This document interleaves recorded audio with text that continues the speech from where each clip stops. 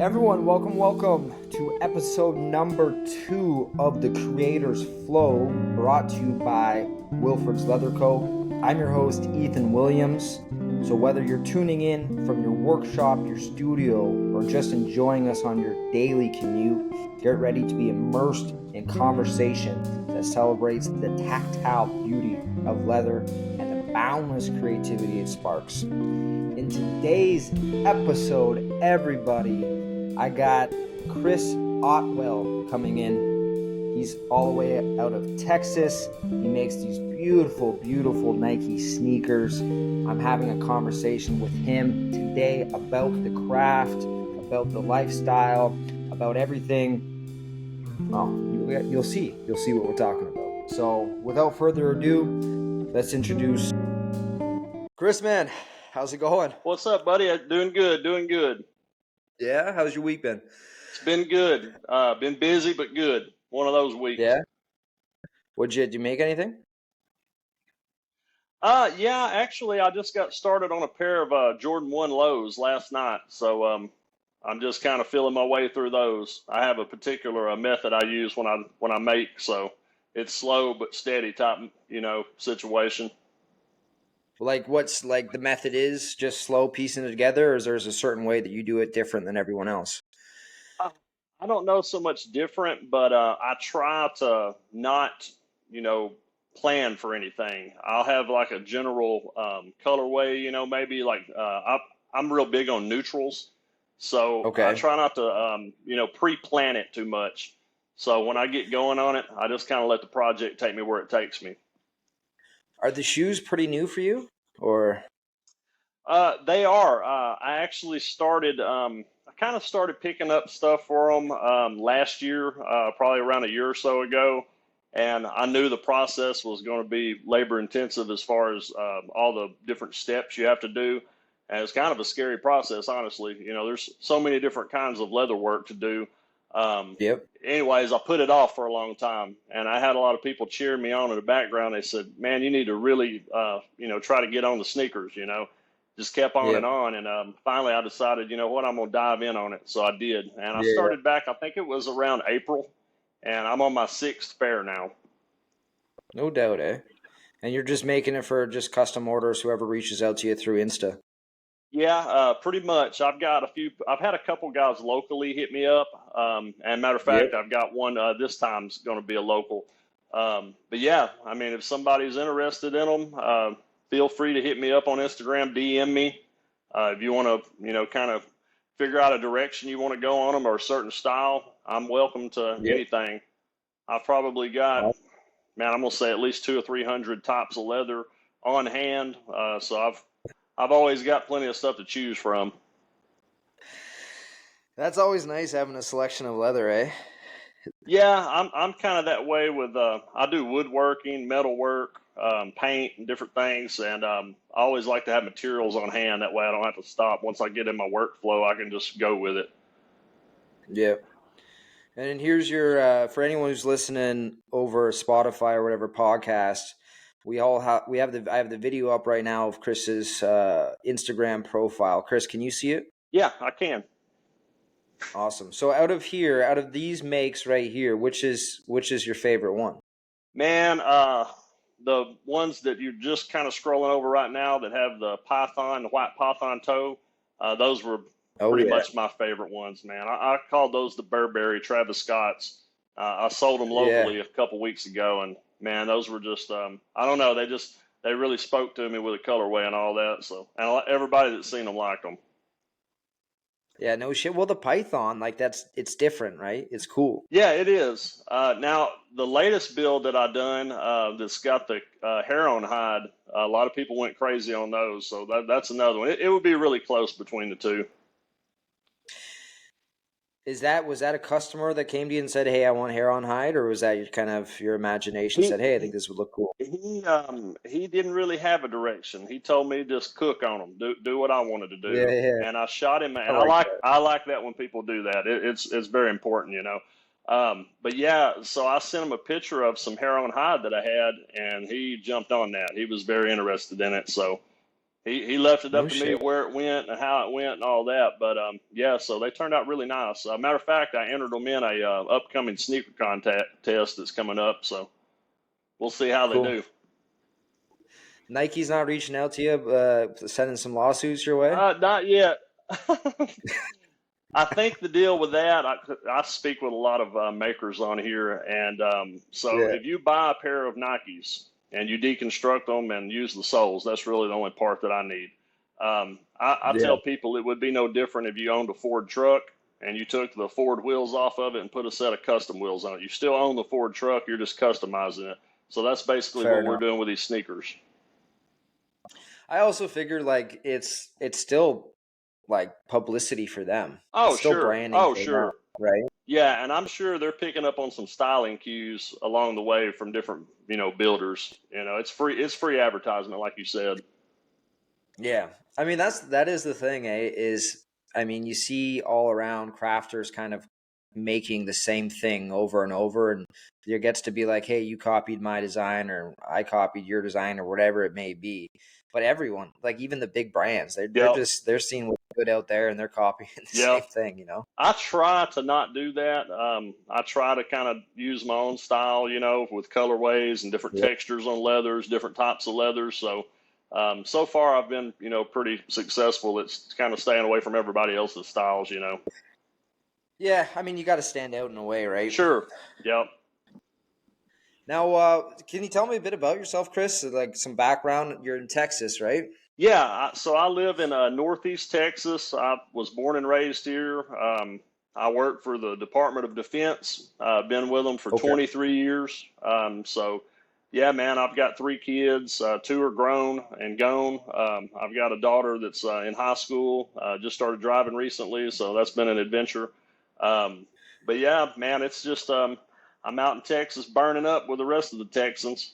We've been Yeah, through no some doubt. extreme heat this summer, which is really no stranger to us, but it's finally starting to cool off a little bit, and we're glad. What's extreme? Man, we had, I want to say it was something like 60 days straight in the triple digits, and the heat index would get Yeah. up around 120 or so at times. So yeah, it's been miserable. Oh, damn, man. Yeah, it's been Yeah, in bad. Ontario right now, we just had a rainy ass summer. Like just every day rain basically, and then finally September comes around, and you know what? It's not bad. This Yeah. is kind of the. It seems to be 2 years in a row, 3 years in a row now, where September is the month to go out and enjoy.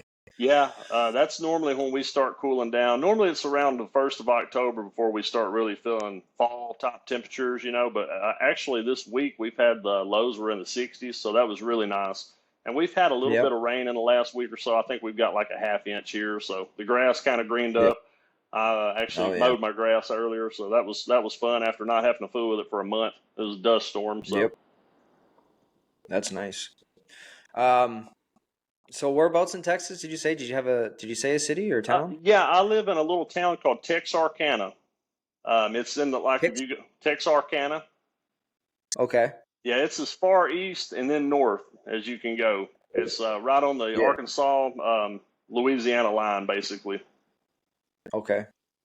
And what's good to do there? Like what's the the destination there? Man, honestly, not a lot. There's a lot of restaurants here, a few industry Yeah. jobs. The closest, I guess, fun spots from here are Dallas and Shreveport, Louisiana. So a lot of people go Okay. there for stuff. But it's a small town. I think we're bumping right around 70,000 people. So it's Hmm. a bigger small town, but it's a cool place to be. Hunting town or Oh yeah, yeah. There's a lot of hunters here, a lot of fishers. We've got a lake here, or I deer hunt, hog Yep. hunt. That's a big thing here. A fish. So Yeah, you got those hogs that are just running the place, eh? From yeah. what I Oh understand. yeah, yeah. 20 years ago, no hogs, and now there's hogs everywhere. They're a nuisance. Yeah. So yeah, and Yep. it kind of impacts the deer hunting here too.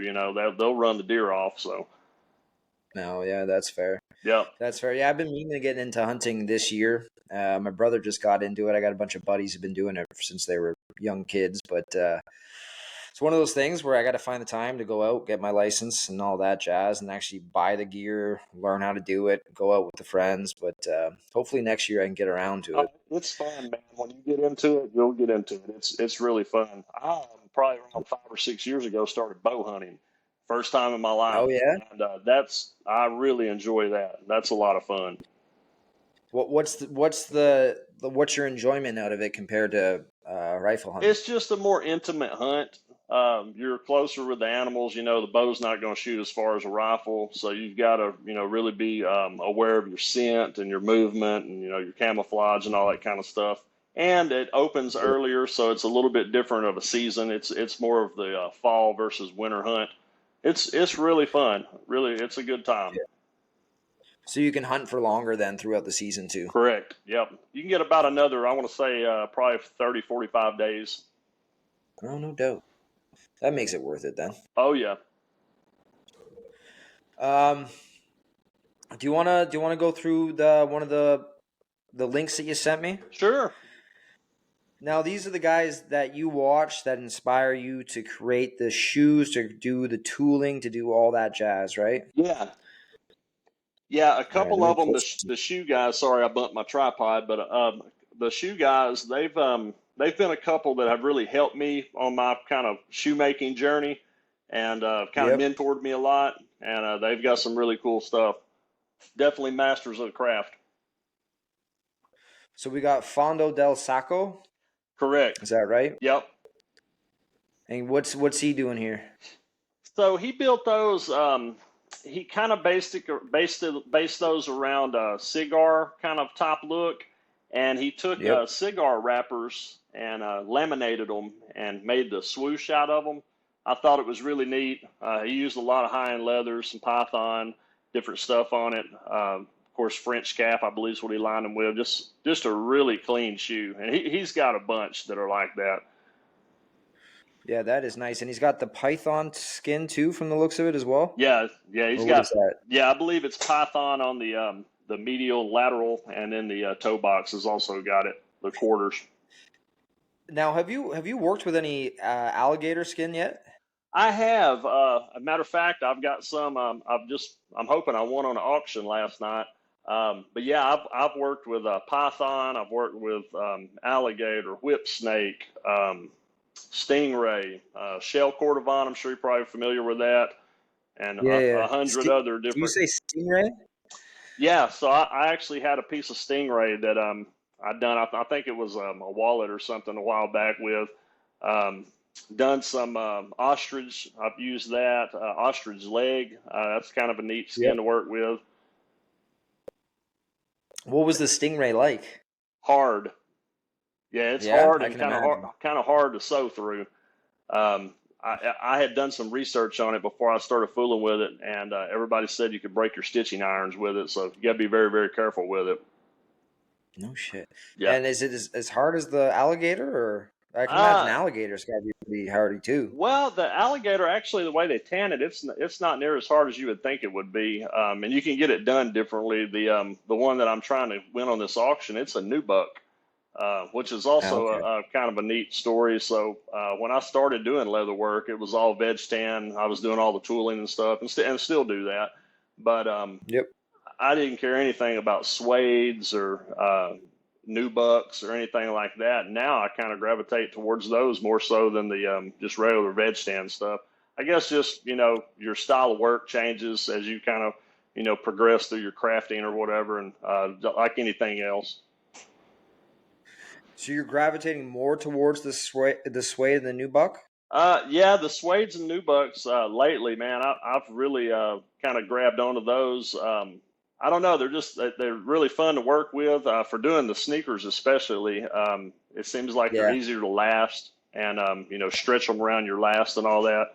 So yeah, Hmm. they're really nice and they feel good on your feet as well. When you've got a pair of shoes made on them, they're nice, very comfortable.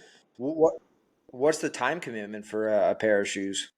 Oh, different people are probably going to tell you different things. For me, being new like I Yeah. am, a pair normally takes me around 15 to 18 hours.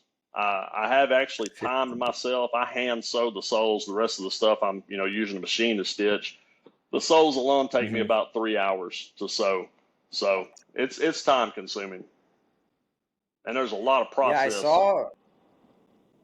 I saw your machine. What machine are you using? What video was that in that I saw that you're using like a rolling machine, right? Yeah, I've got What was one. that? I've got several of them. I don't know what video it was on, honestly. But yeah, This one right here. so, okay. So the I machine in the video is. Let's see if I can see it. Yeah, I'm just pulling it up now. Hopefully Okay. my internet's slow. I bet it's my Artisan 4618, I believe is the model number. Okay. What'd that one run you? Why isn't it? Man, my internet. I usually do this at the shop. Well, I wouldn't say usually. This is the second podcast, but the first one I consciously went to the shop to do it because I knew my internet was better there. Right. And this one, I just finished golfing, so I was I was golfing all morning, and I was like, I'm gonna try to get away with doing it and not having to drive an extra 30 minutes here. Right. So, um, No, that's all good.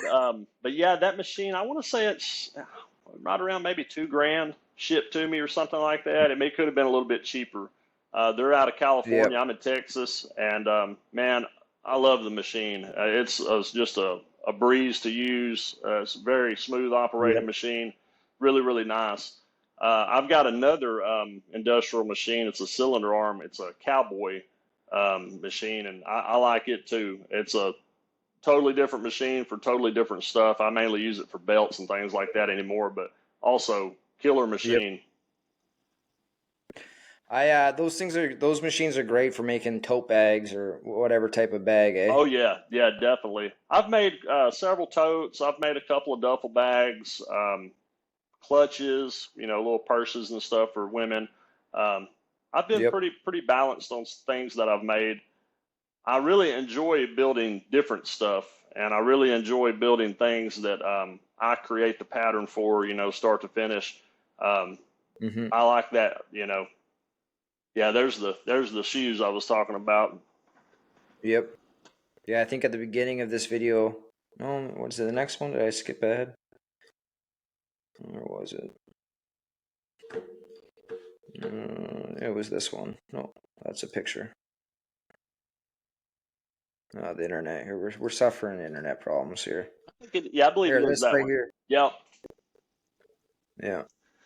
yeah. So what makes that machine unique versus just a regular post bed? A regular post bed has a dog. If you're familiar with how a sewing machine works, so underneath your Hmm. material, there's a little knurled piece of metal that kind of comes up and puts pressure on the foot, whether it be a presser foot, a roller foot, or whatever, and that's what pulls your Yep. material through the machine. That this machine here has two geared wheels, so when it's operating, it's rolling and it's pulling the material through it. So you can transition through different thicknesses of material and stuff. I mean, it's smooth, really, really smooth. So at the top here, you have one roller, and then at the bottom, at the underside of the leather, you have another one. Yep, correct. Okay. Just a breeze to work with. If I had to go Yeah. back and only have one sewing machine, I would own just that sewing machine. It's just, Seriously. Eh? yeah, it's just a killer machine and it's versatile. They say you can't have one machine for everything, but if that, I think that one's about as close as you're going to get to that. You could do And caps what was the with it. name? It's an Artisan 4618. Artisan 4618. Yep, Where'd you get that one from? I got it from Artisan. I believe Oh, they're out of Artisan. Okay. I believe they're out of Los Angeles. Um, Hmm. they're a really good group to work with. You can't order anything online from them. You can go look at their stuff and read all their stuff, all the write ups on the machines, but you actually have to call them. So it's kind of old school, and I kind of like that. But they're Yeah, that's real good to work with, quick to ship. I think when I ordered the machine, I had it here at the house in maybe less than 2 weeks or something like that. So that was nice. it seems to be like at any point in a Leatherman's journey, you almost have to go into your pockets and get yourself a sewing machine. Oh yeah. What, did you have a sewing? Did you get a sewing machine before you started leather work, or was that something that just came with time? Uh, it came with time. I tried probably like everybody has.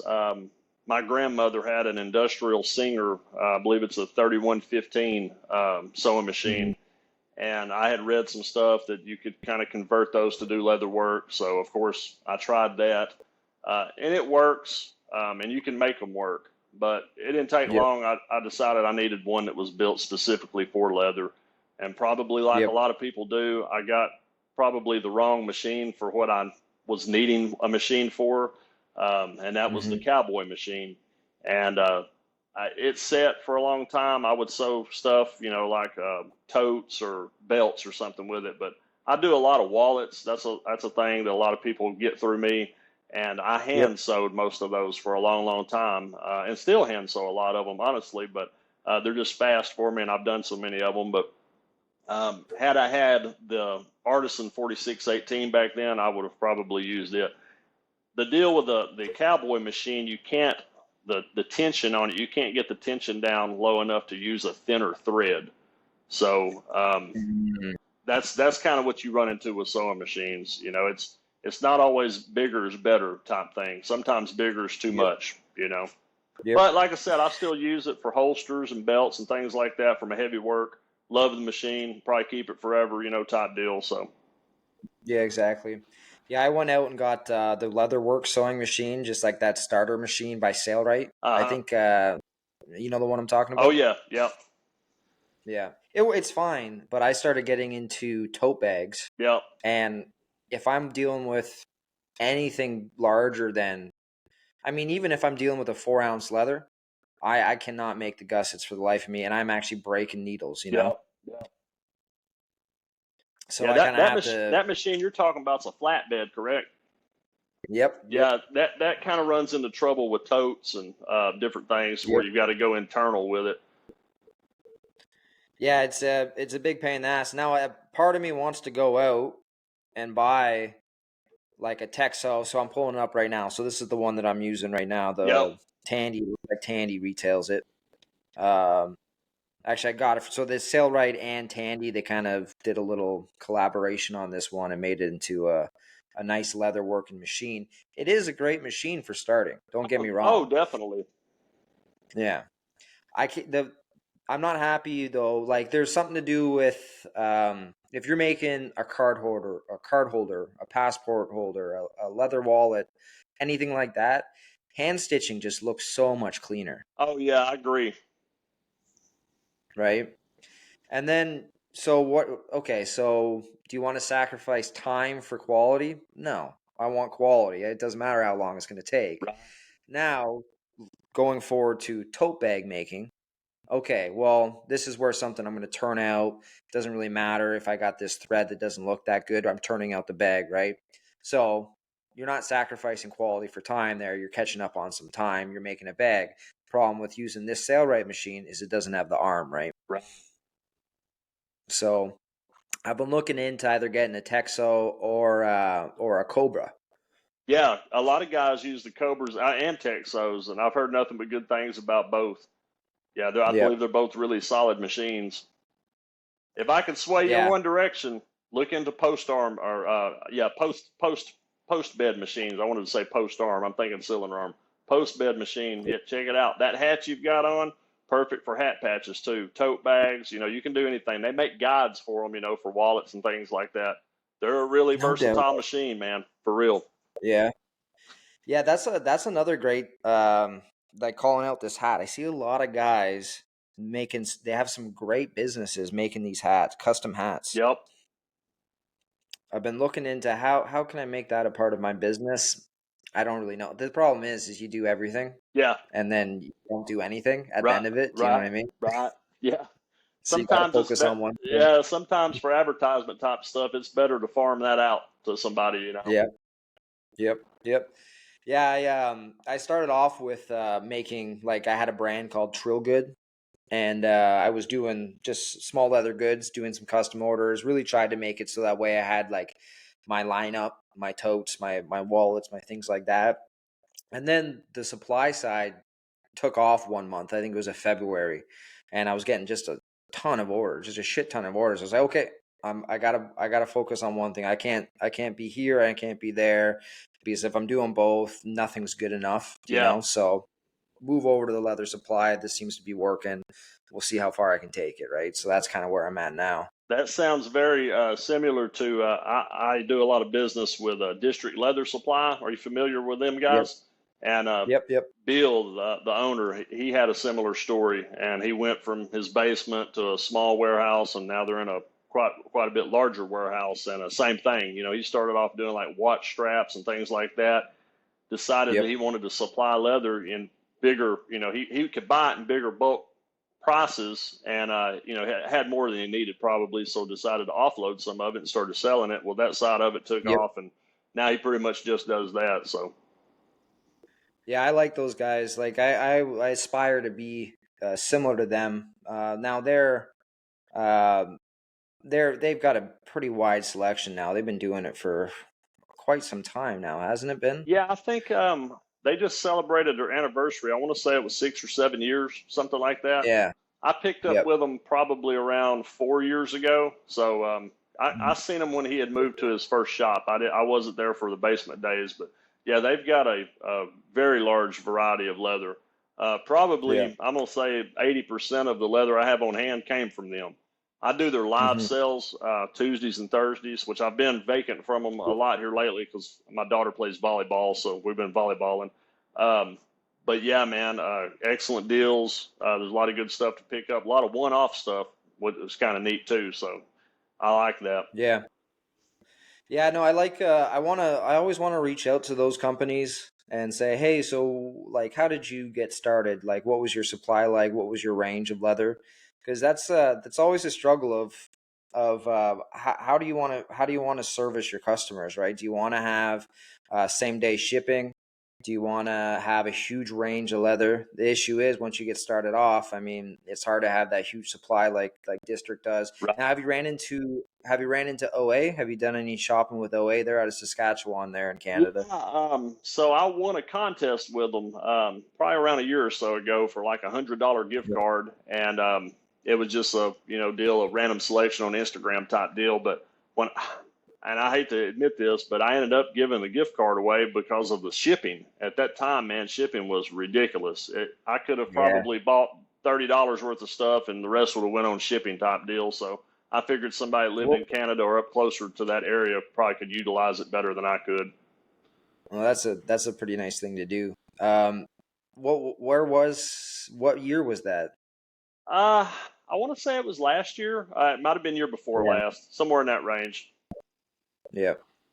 Yeah, the shipping, like me shipping to the States, right? I mean, you guys do have the dollar in your favor right now if you do buy from Canada.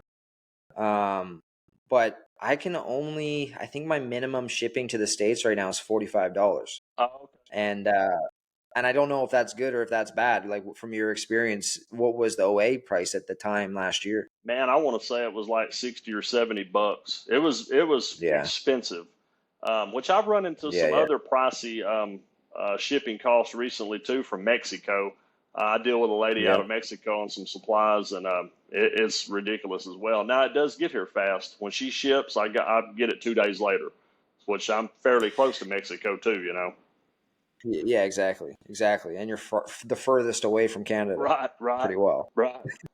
Yeah. Yeah. So I hear a lot of good things about Texas, though. I hear like Texas is very much the same. You travel around the different parts of your country or Canada, US, wherever in the world. And I hear a lot of people saying that Texans and Ontarians are very similar in nature, very friendly people, Yeah. very giving people. I don't, have you heard the same thing or? Uh, Man, I don't know that much about Canada, but that's nice to hear. But yeah, I mean, my experience, I've been all over the country. I've not been out of country, and it seems like Texas is probably the most friendly out of Yeah. everywhere I've been. It could just What's be up with because it's that? home. I don't know, man. Everybody here, I don't know. You run into a lot of nice people here. Is it because everyone's got guns down there, so they have to be nice? It Is could, that is it that what it could is? be, it could be. I've got one setting like a foot from me right now. Yeah, there you go, right? You can't say anything bad to the wrong person because you know what's next. Right. I like that. That's cool. Let's go into your next guy here. Let me pull up this screen. Finished. There we go. Now this one looks like some tooling. This might take a second. Here we go. That's going to be more made. More made leather. Is it popped up on your screen yet? Not yet. It'll come in a There it second. goes. There we go. So what's this one? This reel mean to you? Man, that guy there, he is a man among men as far as toolers go, in my opinion. He's got some of the best work out there. I mean, if there was probably a top 10 on toolers, I'd say he's probably in the top 5. I mean, his work is super clean, super clean. And he's a real nice guy too. I speak with him pretty frequently on Instagram. So he's been a supporter of mine for a long time. So anytime I've had questions, on certain tooling, not necessarily the tooling, but the finishing process, a lot of times he'd help out and just seems like a really cool guy. Is he using, it looks like Pueblo for the interior there. I think so. I believe that is what that is. Yeah. Have you used that leather yet by chance? I have. It's been a while. District offered a different leather. I'm kind of at a loss for what it was, but it was very similar, and so I picked up quite a bit of it on some of those live sales, and I've used it since. They're super nice for finishing your edges. I've noticed they polish down real clean. Oh yeah, definitely. I guess it's the oil content or wax content or whatever, grease content or however the tanning process is on that particular leather. It makes it very easy to finish. Yep. What is your favorite leather to use? Now, whether that be for your shoe makes, like you're saying you're going into the more suede kind of thing for shoes, but say for your wallets, what's your favorite leather to use? So normally if I'm tooling wallets, hands down, the best tooling leather that I've found, probably the best out there, is Herman Oak. I mean, there's nothing like Herman Oak, man. It's really good. Second would probably be Wickett and Craig. I've had quite a bit of oak skirting that I've bought, and I've done a lot of belts and different things with that. It tools up really good. The only difference between the two, I've noticed Herman Oak has a darker color when you oil it and all that. And that's great for some applications, and sometimes you want a lighter application depending on the colors you're going for. The Wickett and Craig's lighter, but yeah, they both tool out really well. I think Herman Oak kind of edges out Wickett though. Have you used any of their bridle from Wickett and Craig or the Latigo? Oh yeah. Actually, I've got a wallet laying right here that I done. That was that's all Wickett and Craig stuff, and it's really nice.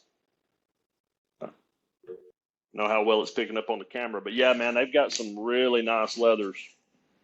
Yeah. No, I agree. Like it's definitely one of those leathers that I wish I could stock more. It's expensive. Same with the Horweens. I really like Horween. I did one big shipment of Horween and I'm almost out now. Thank you for everyone who's gone out and bought it, but it's time for me to re-up on it.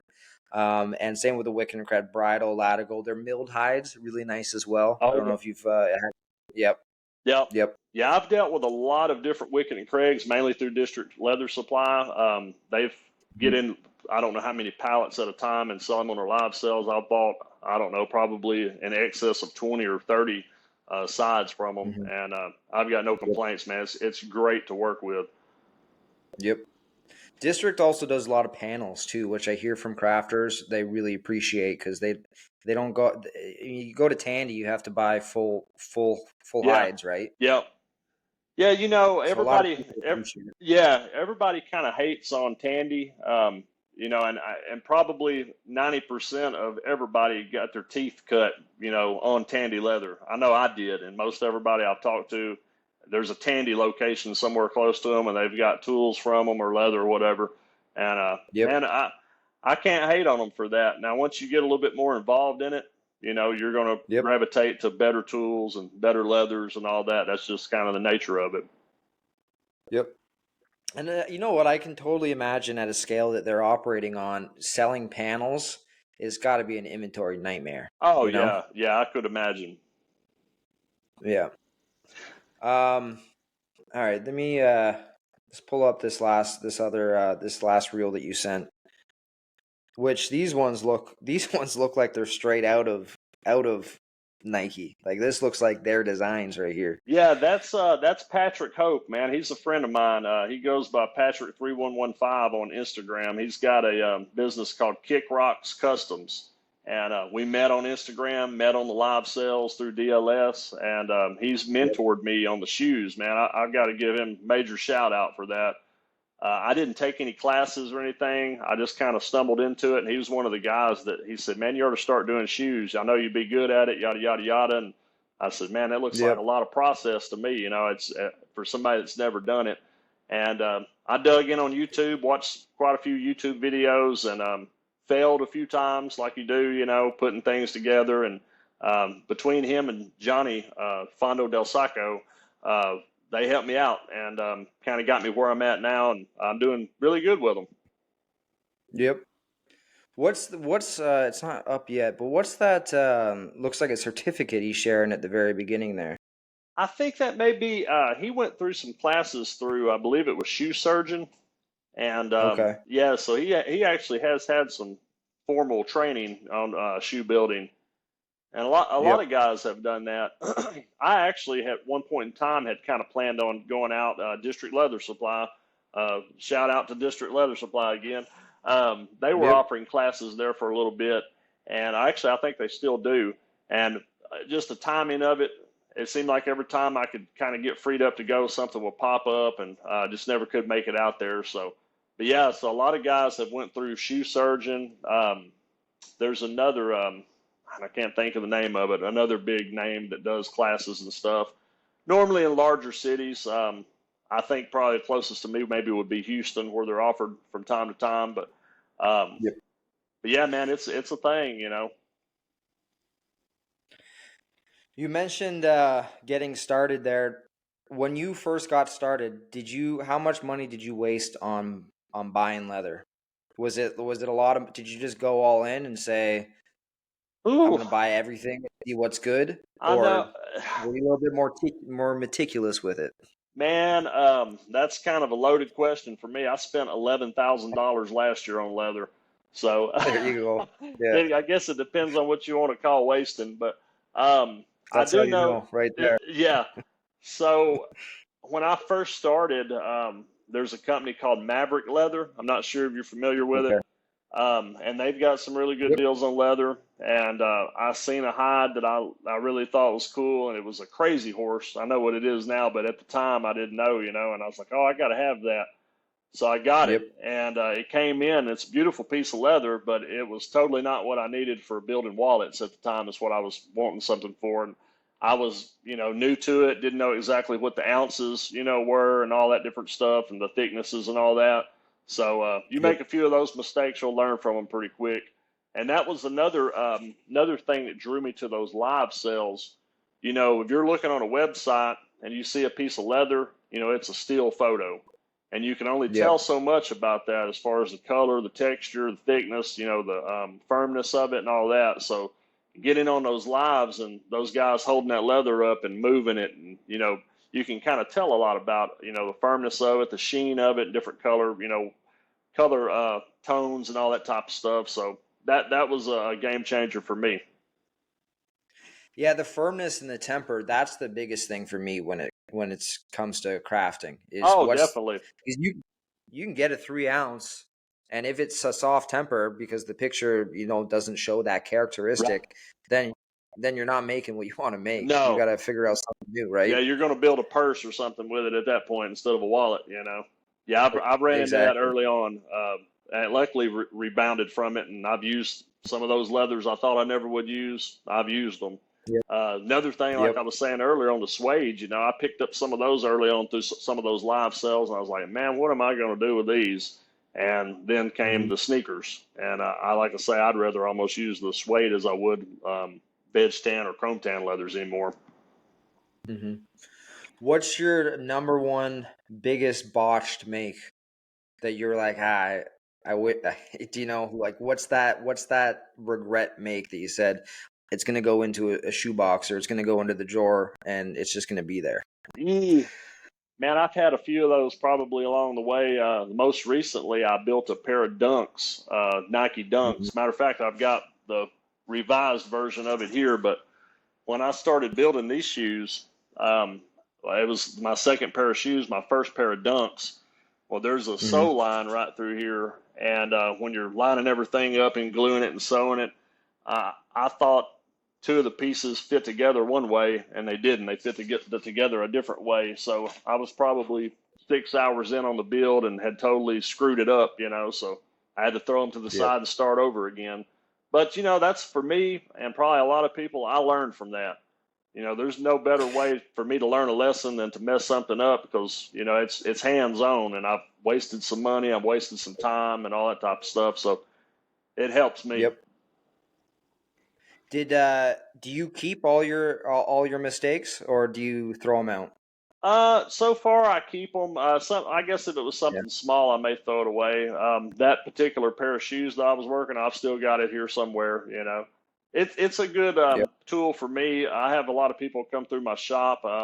Local, I've got a couple local makers that come over, and I can show them some in process stuff and explain it to them. While stuff's tore down, and a shoe like that Yeah. that's in pieces, I can show them different things about it.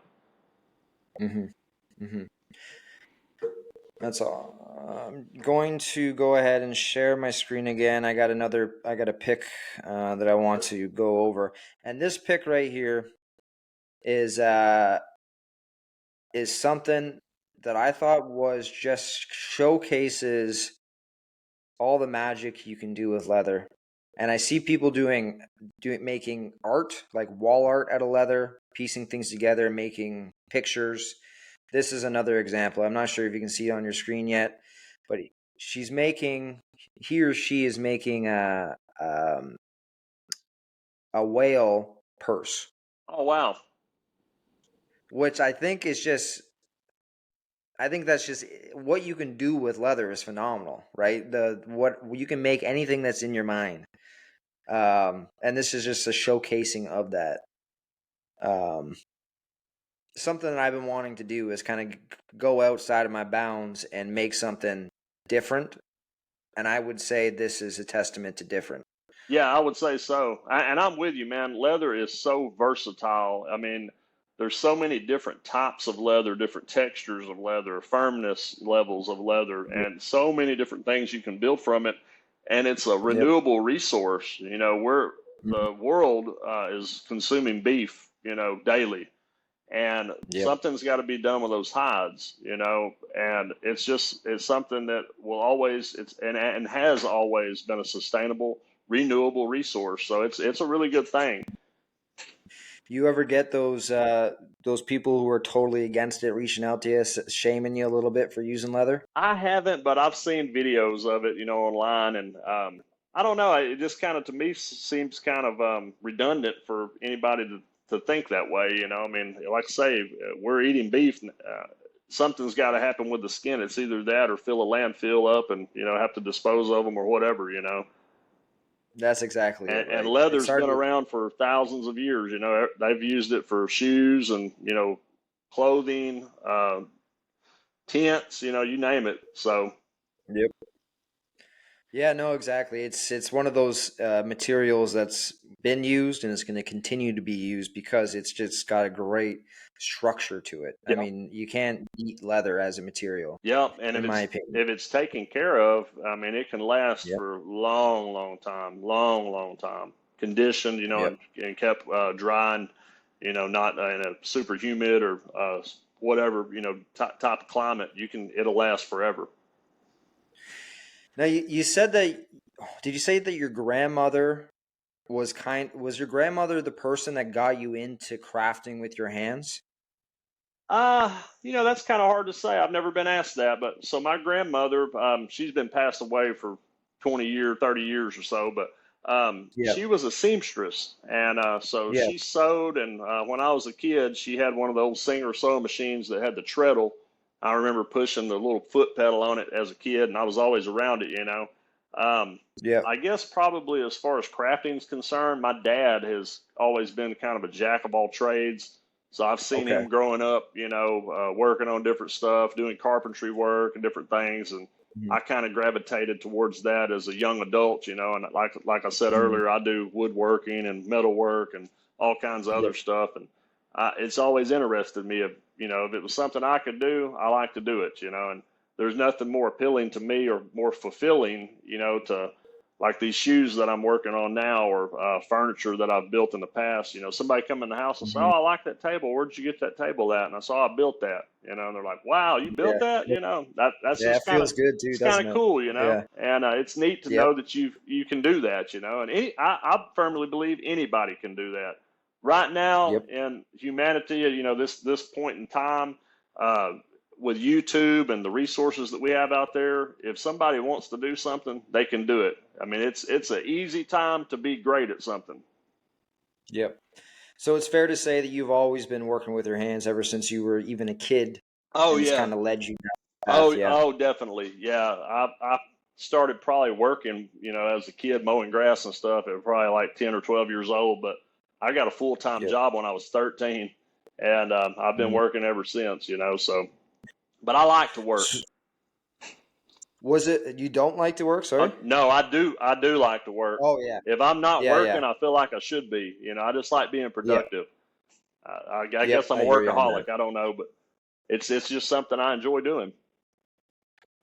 Was it woodworking first for you before getting into leather, or what was it the first kind of crafting Probably the hobby you had? woodworking. Yeah, I've done a little woodworking, and probably some crude woodworking at the time, but I done that building like bird houses and different things, around the house and stuff. And actually, 2012, uh, I had kind of got interested in leather work and was talking to some different guys out where I work at.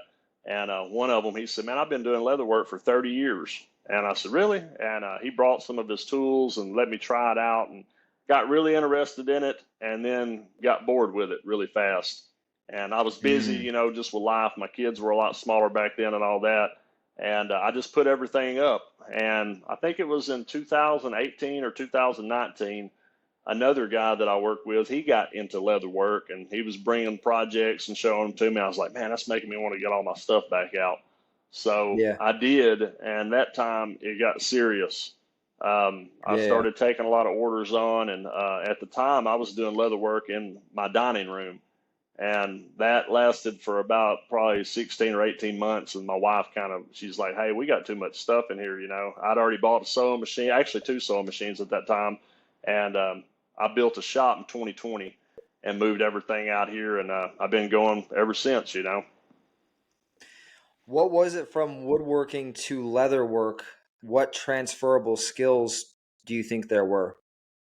Uh, Hand tools, probably, and I Yep. have a really strong attention for detail on things. So I Yep. like tedious things. So probably that, a lot of the edge work that you're doing with woodwork and the finish work and all that type of stuff on certain types of leather work, it's, very similar. Yeah. Is there any kind of amalgamation that you've thought in your mind that you could do as a project? So making something with wood and leather? Yeah, I've thought about doing like some boxes, like not a jewelry box, but something of that nature that's kind of a catch-all or something like that. I haven't done it, Yep. but I'm like everybody else. I have all kinds of ideas of stuff I'd like to do when I get free time, and I never have the free Yeah. time. When I do get Yeah, free that's time, I take it as downtime, and I think that's yeah, yeah. important as a crafter or anybody that's kind of an artist type situation. You got to have that downtime just to let your mind relax and Yep. reset, and then come back and do it. Yeah, I hear you on that. It's very easy for I think artists, crafters, anyone who's I guess inventing oriented to kind of get trapped in ideas. Yep. And that it is important to kind of have that downtime to kind of sit and try not to think about anything. Yep. This current pair of sneakers that I just started, I was talking with a friend of mine. Matter of fact, Fondo del Sacco, I believe. Mm-hmm. it was like I was experiencing writer's block. Writers get that when they're writing a book and they just get froze up and they can't, figure out what they're going to write next. And that kind Yep. of happens, when you're doing project after project after project and you're trying to outdo yourself on every little project.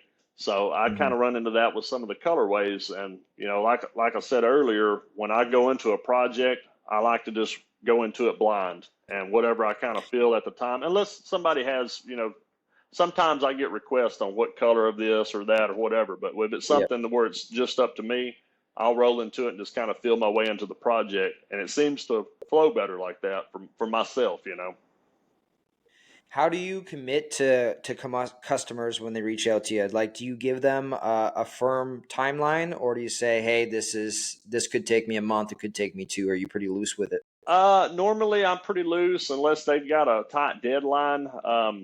Yep. Like normally I'm always running behind 6 or 7, 8 orders. That's where I'm at right now. I've got about 8 orders. Yep. If somebody orders something today, I'm 8 orders out. So I normally give myself a couple weeks on everything unless it's something really small. And so I can just figure out my timeline through that. Yep. Normally this time of year is when Christmas orders kick in. So that's when it gets really Yep. busy. That's pretty exciting. You got 8 orders on the plate. Are they all shoes? I've got 3 pairs of shoes right now, a couple of belts, a cell phone case, a Yeah. gun strap, and then a duck call lanyard. And there's probably something I'm forgetting, but yeah, that's top of mind, anyways. How long did it take you to get to that consistency where you have orders in the backlog? Did it take a while? Not really. It kind Yeah. of happened fast for me. Just different people. It started locally, just kind of word of mouth, and then once I Yeah. started posting stuff more frequently on my Instagram page, and I really don't Yeah. advertise like a lot of people do on there so much, and people reach out to me and see my work and want to get in on it. Yeah. Well, it's cool. Like, I found you through Instagram, and because your work stands out, it's beautiful stuff. I mean, Appreciate it. it's something I don't see every day. I'm sure most people don't see this every day unless they're really into like they're in the Instagram life. I try not to be. I try to stay away from Instagram best I can, but I hear it's you. hard to when we promote our stuff on here. You Right. got to kind of figure out the trends, and you got to figure out where people's attention is, right? So Right. yours came up on my feed, and just like the quality of your work, the variety of it, and I mean everything kind of that goes into leather working is so admirable in my eyes. I mean, sorry, it goes into shoe making is so admirable in my eyes. Um, do you have any tips for someone who wants to get into shoemaking? Yeah, so if you really wanted to get into it, I would suggest probably getting on YouTube, like I said earlier. There's a lot of good Yeah. videos, how-to videos out there. One recently, Sneakeasy. You can look up Sneakeasy's webpage on YouTube. They have a lot of how-to type stuff, and it's in depth. I mean, it goes step by step by step. It looks Yeah. it looks scary at first. You're like, man, that's so much process. So many different It really processes. does. But if you just take a little bite at a time, like eating an elephant, it's not that bad. Hmm. And that's Hmm. I do that right now. I'm still fairly fresh to it, and I'll take a day. I'm gonna do this, and then tomorrow I'll do that. I try not to burn myself out on it. But yeah, I would suggest anybody just starting out, get in there, watch the videos. Next step would be buying your patterns, and then buying your leather. And Yeah. so yeah, it's not as bad as it seems. There is a lot of process to it. My overall goal, I'm going to finish the year out doing sneakers, and I'll probably always continue to do them from there on. But next Hmm. year, I'm going to get over into doing boots. That's been a thing that I've wanted to do for a while, so I want to get into doing that. I was just gonna ask you that actually, if you're gonna get into boots. Yeah, I did. go Go ahead. ahead. Sorry. Well, I was kind of interested in the boots before the sneakers, and there's a lot of information out there on sneakers. And the more I got to Yeah. looking at it, I believe building the sneaker is harder than building a boot. There's more pieces involved. There's just more of everything involved. So I thought, well, if I learn how to do that first, the boots will probably come a lot Yep. easier. So Yep. This fellow right here, Christian Danielle, I had a live interview with him before I went over to this podcast. So I did the lives on the Instagram and I had a conversation with him. He designs his boots and he gets them made in Leon, Mexico, Oh, where wow. there's a lot there. Tanneries all throughout Leon, Mexico, which is great. A lot of craftsmanship out there too. Great people too. But this is a style of boot that I really like. It's yeah. Is this a style that you'd be going for, or what is there something a different variety that you're looking at? That's pretty much exactly what I'm looking to get into, and Yep. eventually probably do some cowboy boots and different things like that. But I wanted to start with a lace-up dress style type boot. I've got an Yep. idea once I get into it. Same as the sneakers. I'm doing handmade Nikes at the time, but eventually I want to do my Yep. own design. And I know a few guys Yep. that have done that and been fairly successful at it. I'd like to throw my hat in the or my name in the hat, I guess you could say. Yep. These ones right here, the laceless. There's a name for it. I don't know what it is. Yeah, me Um, neither, but I do like those style of boots. yeah, it's just so convenient to Yep, slip on, yep, eh? yep. You know what? If Velcro was cool when you're a grown up, I would have Velcro, but I don't think I can get away with Yeah, that without my yeah, friends making fun of me every day. So right. yeah, yeah, yeah. Definitely boots is something that I would like to look in. I think they use.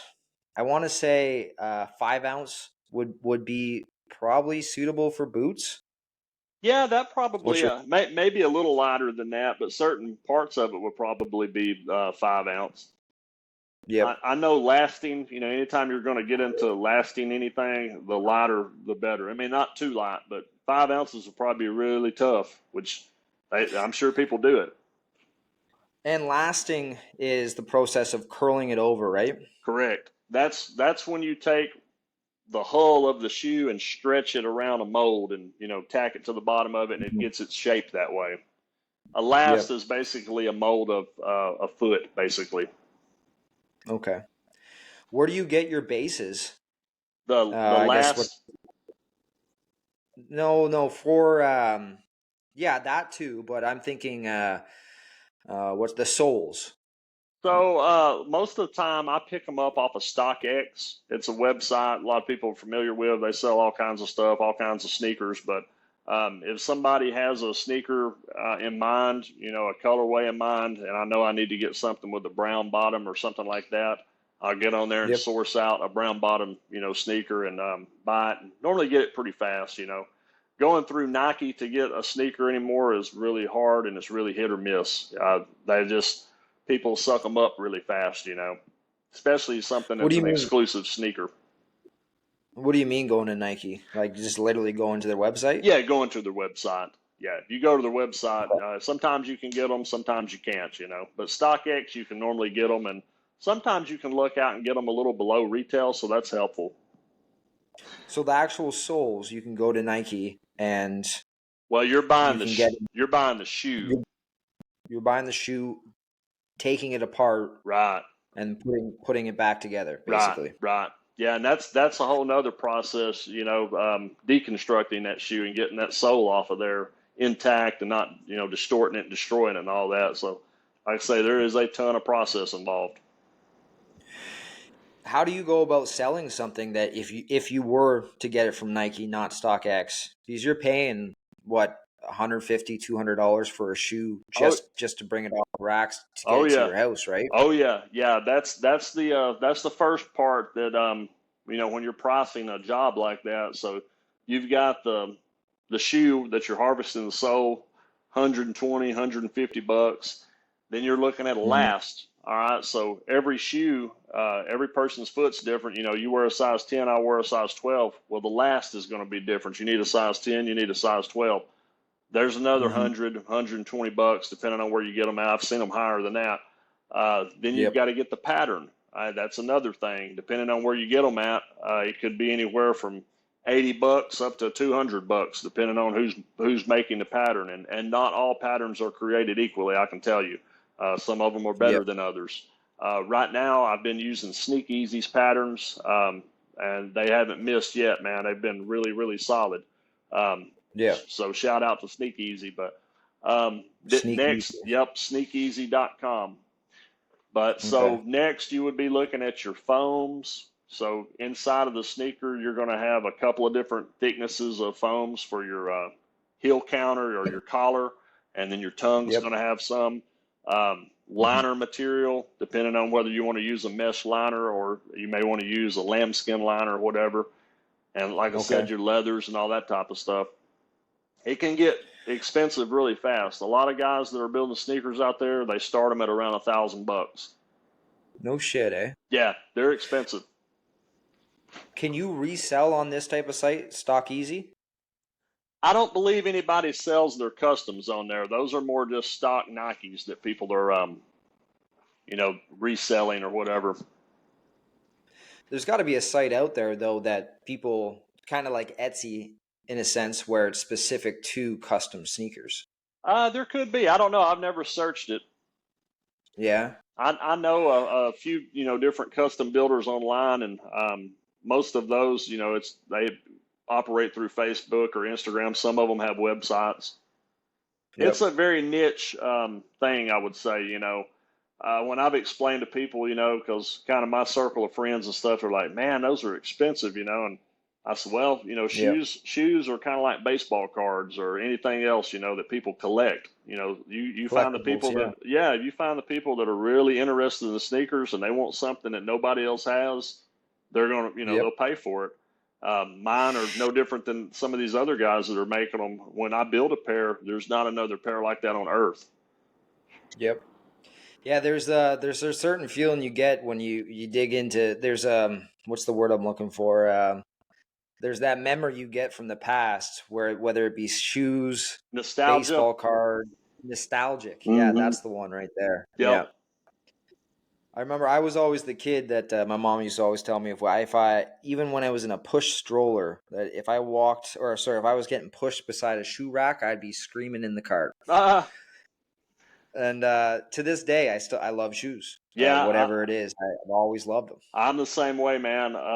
I remember when I seen my first pair of Jordans, I was probably in like the fourth or fifth grade or Yeah. something like that, and they've always been cool to me. Yep.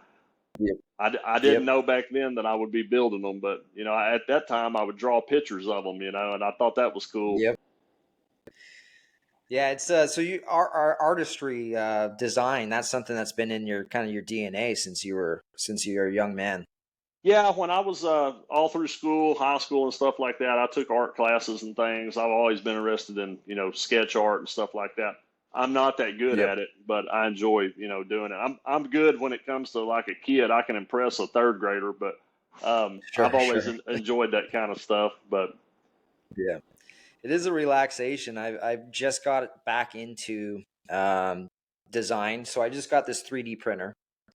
And fuck man, what magic is a 3D printer? yeah, It's you design whatever you want on some type of CAD software and overnight it's built for you. yeah, I've It's got a it's friend. fucking amazing. Yeah, I've got a friend that just recently got into that, and he's been making some pretty cool stuff. And I would love to get one myself, but I've got so much other stuff, that I fool with. Yeah. Right now, the next, not necessarily big purchase, but my next purchase concerning crafting, I'm wanting to get a Cricut. A lot of people cut their patterns and their leathers and stuff out on the Cricuts.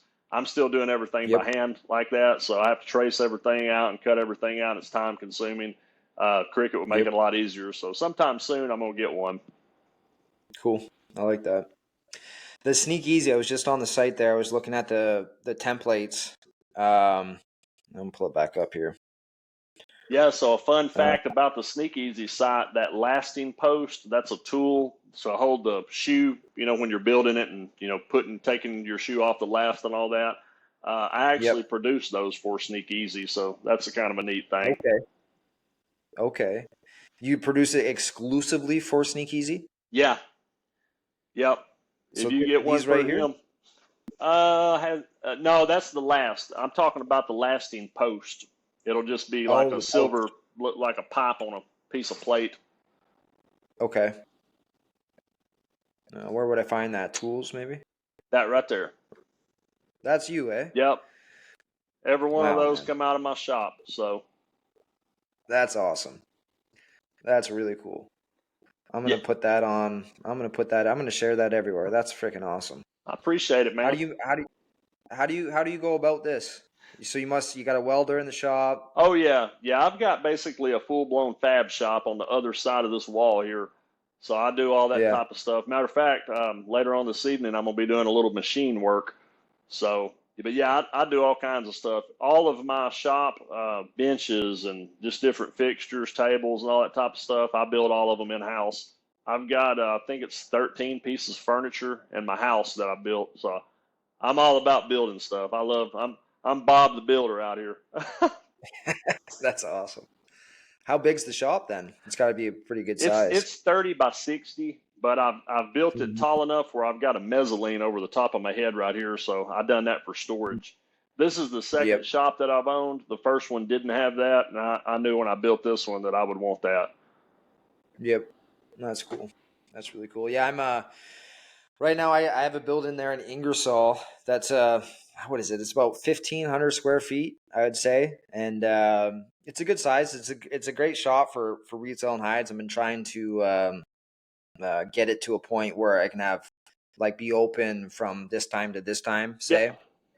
Right now it's all drop-ins. I'm just doing the flooring, painting, putting up these nice racking systems to hang the leather. But I tell you, having a place to work in that's separate from your house, Oh, definitely makes a difference.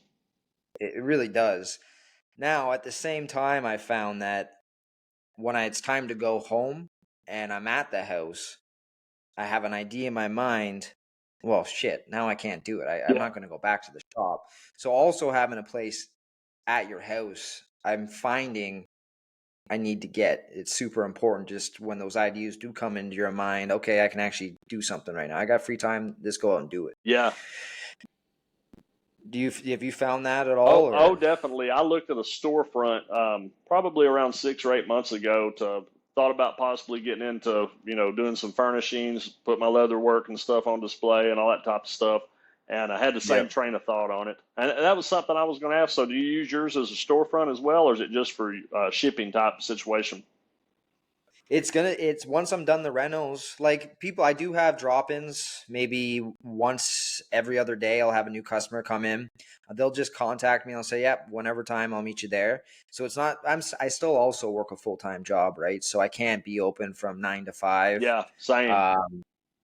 But I mean, at some point, I would love that. That's the dream. Yeah, But just having it, it's great because people can walk in. I get to apologize to them every time and say, hey, sorry about the mess. I'm in the middle of renos, you know. yeah, So hopefully at some point I can stop apologizing and it's completely done because I'm about 2 months behind right now. yeah. But yeah, no, it's definitely. Um, I think it's going to be a really good thing to have. I mean, a lot of the times you don't need a shop, you don't need a physical location, especially like today. You just go online, all right, ship it out. But there are new customers, new people that want to get into leathercraft, and again, they want to feel the leather. They want to know what they're getting into instead of buying it all online, and that's where having a retail location is invaluable. You know. Yep. Yeah, if you're in an area that has a lot of crafters, I can see where that would really be nice.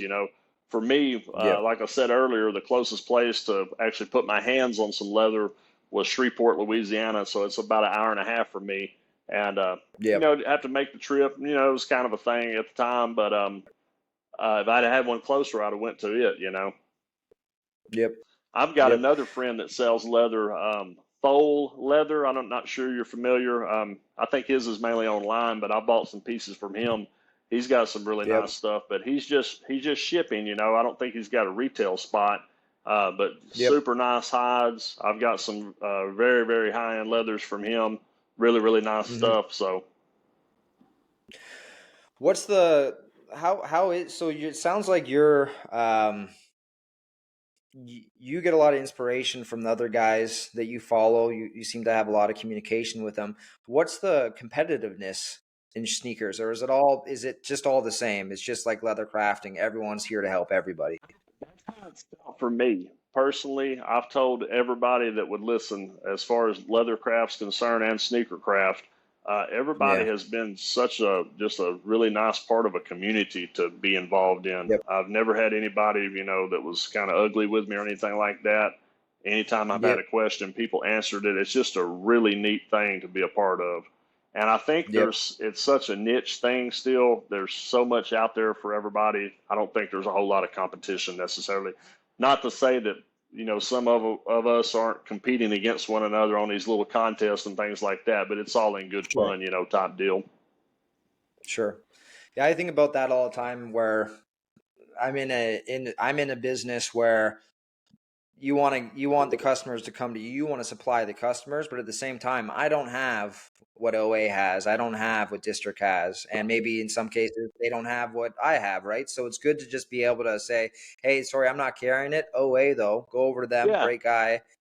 And I feel like that's better for the customer, and it looks better for your business if you can just support each other, right? Yep. There is a certain essence of where you got to kind of draw the line. You give all your customers away, but you have to do what's best for the customer, Yep, right? yep. And it's a thing where there's enough for everybody, type deal. That's what I've told Exactly. people. There's so much out there. There's so many customers out there, and certain people gravitate more towards certain styles of leather work or whatever, and that's how I land work that, somebody else may not or whatever. They just may like my particular style more so or whatever. Same for you. Like you said, you may be carrying a certain piece of leather that OA's not carrying, and so Yep. it's one of those things. Yep. Exactly. I'm gonna pull up one more guy that I was looking at today. Let me just make sure I can find it on here. Christian Danielle. Cool. What's the rest of the day looking like for you? I've got a little machine work I've got to do for a guy this afternoon, and then I'm someone that stays up late and gets up early, so I'll probably stay out in my shop and work on these sneakers for quite a while tonight. Are you a 6 hour sleep kind of guy or Exactly. less? If I Yeah. get 6, I'm good. Normally I run on Oh, about 5. I've always oh been that way. man. I just don't require a whole lot of sleep. Man, if I don't get 8, I'm groggy. I've got That's friends that just are that way. Matter of fact, one of them I used to be roommates with, and he could not figure out how I could wake up in the morning, feeling great and in good mood, and he would want to sleep 10 more hours. I've always yep. been that way. I wake up ready to go. I'm happy. I'm in a good mood when I wake up. It's funny, like when I had a business called Gym Fleet, and it was an online site where basically we combined a bunch of independent gyms together.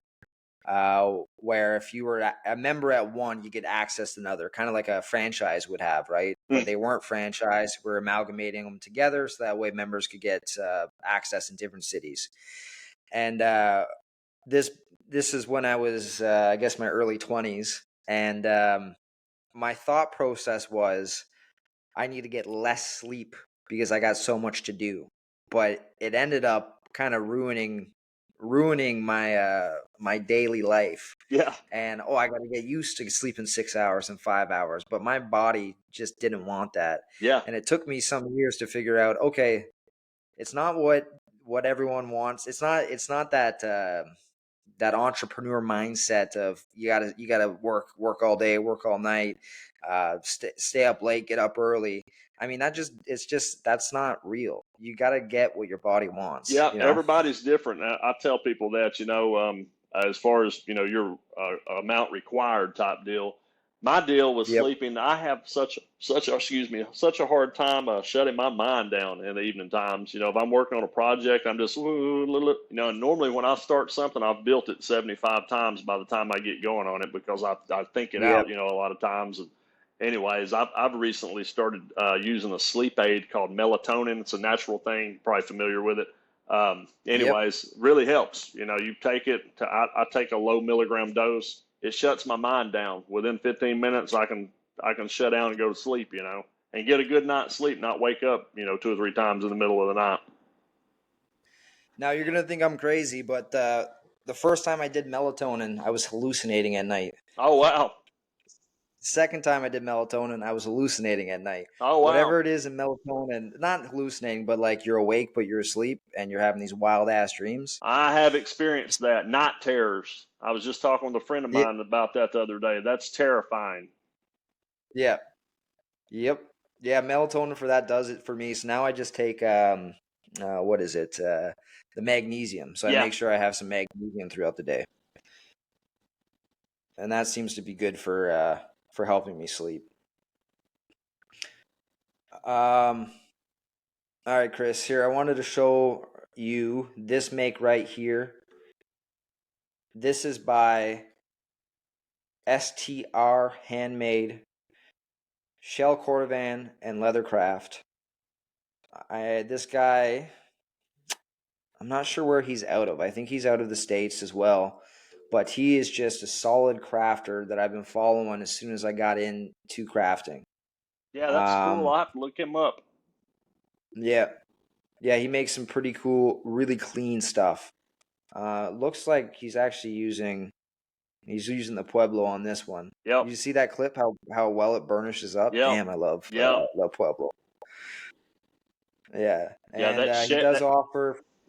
Sorry, what's that? I was going to say that shell. I heard you say you done shell. That's another one that burnishes up really nice. Yep. Yeah, Shell. Have you got your hands on Shell? Oh yeah, I've got a pile of it. I've used it a few times, but it's always something that I'm saving for a rainy day. You know, looking for just the perfect project. But yeah, I've got I don't know, probably 10 or 12. Yeah. Where'd you get those from? From overseas? No, actually, all of mine came from the States except for one. I've got, I don't know, several different colors. I ordered a couple of them. I'm trying to remember the name of the website, Tannery Row. So I bought a couple Okay.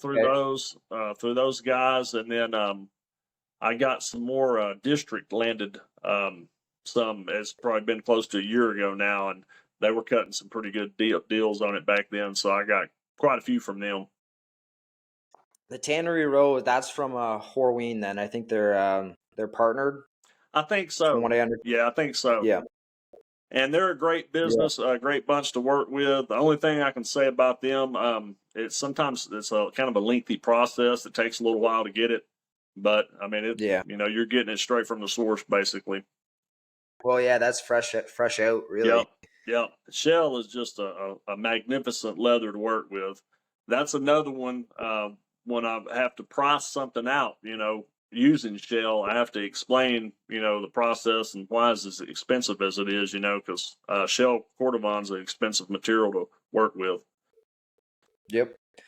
Well, like anything, you have those customers that they love wallets, they love the nostalgia behind it, Yep, whatever it may be, and they're only going for the shell, yep. and they're willing to pay $300 for a wallet. Yep, yep.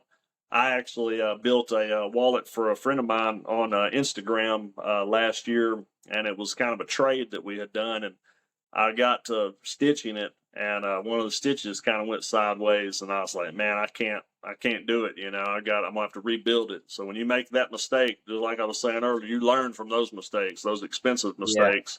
And you take your anyways, time. yeah, I fixed it, or I started over again, and he loved the wallet. And then I actually ended up auctioning that one off, kind of as a blemish type deal or whatever. But Yep, yep.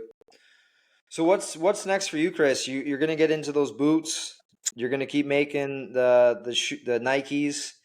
Um, what else you got? What else other ideas do you have on your plate that you want to bring out soon enough? I've done a little, a few bags. I'd like to get back over into that. I had told myself by the end of this year I was going to do some jackets. I wanted to build a jacket, but I just haven't got around to it yet. So I don't Yep. know, man. I'm pretty wide open on it. I like anything involving leather. Like we talked about, there's Yep. just so many different varieties of things you can do with it. I guess when I Yep. get bored with one thing, I'll try something else. Yep. Are you a biker? No, not in a long time. I've had some motorcycles, but it's been years ago, probably 15 years ago. Yeah. Yeah, I just got into when you said jacket there, I was thinking leather jacket for biking. I just got a Honda Rebel there, 500. Okay. Which is a nice starter bike that Yeah. I'm learning to ride, and I'm looking to actually get a jacket. So Yeah. it's funny you brought that up. Yeah. You definitely So need a leather if you, jacket on a motorcycle. I absolutely, see I'm a just lot of using people not my wearing the jackets and stuff and really not dressed appropriately, but you hit the yeah. pavement, you'll wish you had one. Yeah. Yep. So if when you do start making those, let me know and I'll definitely buy one. Definitely. I like that. All right, man. What you got? Anything else you wanted to bring up? Any other conversations you want to have on this? One thing you had mentioned about tools, like most frequently Ah, used yes. tool. I had one set out, and I've got to tell you, I got this thing like a year ago. It's a folding hammer, and it's from a brand called Zigzag. You can get them through Zigzag. He's a maker. I don't know exactly where he's located at. His name's Marcel, but he's a shoemaker. And you don't have to Okay. build shoes to need this tool, but it's called a folding hammer. And you can strike with it. You can use it as weight. You can use it as a scratch off. This thing, I Mm-hmm. use it on every project that I do, whether it be a wallet, a belt, a pair of sneakers, a bag, or whatever. Just super versatile tool. It's solid brass, and it's just a really cool thing. But yeah, if anybody wants to look into that, I promise you, you won't regret having it. It's a neat tool. Where's a good spot to get one of those? District Leather carries them, and I believe you can Okay. go to Zigzag website. Okay. They carry them there too. Okay. Well, that's perfect. Yeah, you know what you asked. We're gonna get into a speed round before we signed off here, Okay. and that's one of the questions. So I already know that answer. I'll skip past it. Okay. Uh, but actually, we'll go through it and we'll go for your second favorite tool after that. Then how about that? Okay. Fair enough. All right. All right. Cool. We're gonna go into the speed round. Christopher on the first podcast there, he suggested that we have some catchy jingle that follows or precursors this, but we'll figure it out. We'll get some type of game show jingle for the next couple. So, all right, number one on the list. What's your favorite tool to use? Outside of the folding hammer, I bought some lasting pliers, and I bought tools for close to a year before I started building sneakers. I had the tools laying around, so I started using them for other things. If you do bags or anything where you need a pair of pliers, lasting pliers are very nice to have. So that's another tool I keep handy all the time. Yep. What's your favorite book/movie? Right now I'm reading a book on building shoes that was recommended from a friend of mine off of Instagram. But favorite movie, probably all-time favorite, Interstellar. I love that movie. That's a damn good movie. Damn good movie. That pretty well set his acting career up in a sense, eh? Yeah, man. I mean, I liked Matthew McConaughey before that, but that movie, man, it was just a good movie all the way around. You had to watch it, but it was a good movie. Yep. Sometimes you got to watch it a couple times even. Yeah. If you could live anywhere, where would it be? Oh, I recently, probably about 9 months ago, visited Montana, and I've been some places, but I've never seen more beautiful country than Montana, man. It's an awesome place. So if I had to leave Texas, I'd probably go to Montana. That's that Yellowstone, right? Yeah, I drove right through there, and it was beautiful, beautiful. Matter of fact, there's some clips of it on my Instagram if anybody's interested in seeing it. Cool. What is your number one tip for a new crafter? Number one tip, don't be afraid to fail. When you're working on something and you fail, learn from it. And that's the best way to move past it, Probably number two tip is don't waste your time with cheap tools.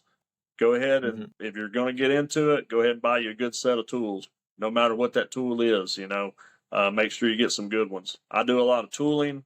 I started off with some of the cheaper Tandy stuff. There's nothing wrong with that. But once I decided I was going to get serious into it, I went with Barry King tools, and you're not going to find better tool than Barry King tools. Barry King. Okay. Yep. What's your number one tip on how to sustain in crafting? Don't burn yourself out. like I said on the sneakers, I could fly in here and build a pair in a day, I believe. I think I really could do that. But I would probably make mistakes along the way, and it would just put so much pressure on me. I don't like doing that.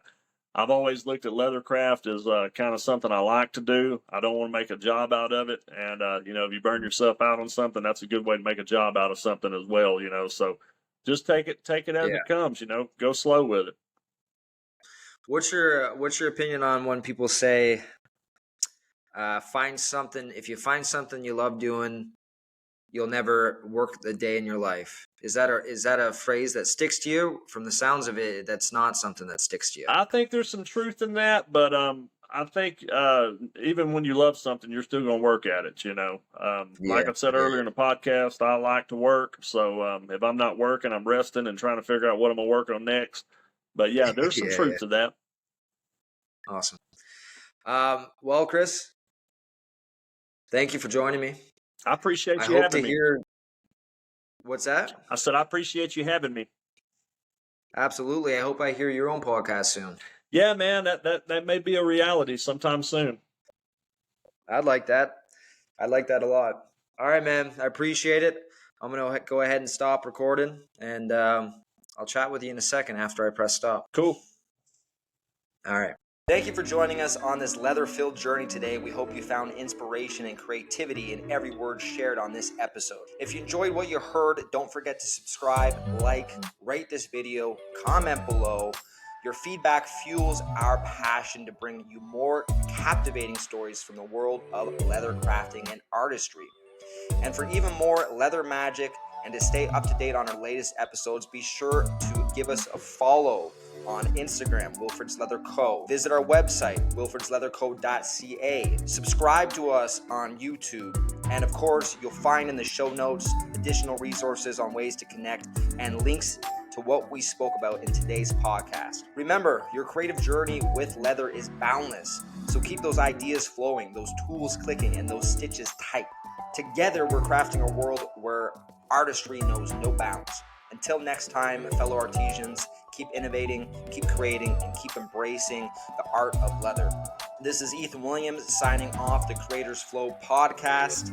Stay creative, stay passionate, and most importantly, stay leathery. Goodbye for now. We can't wait to have you back on our leather-filled adventure.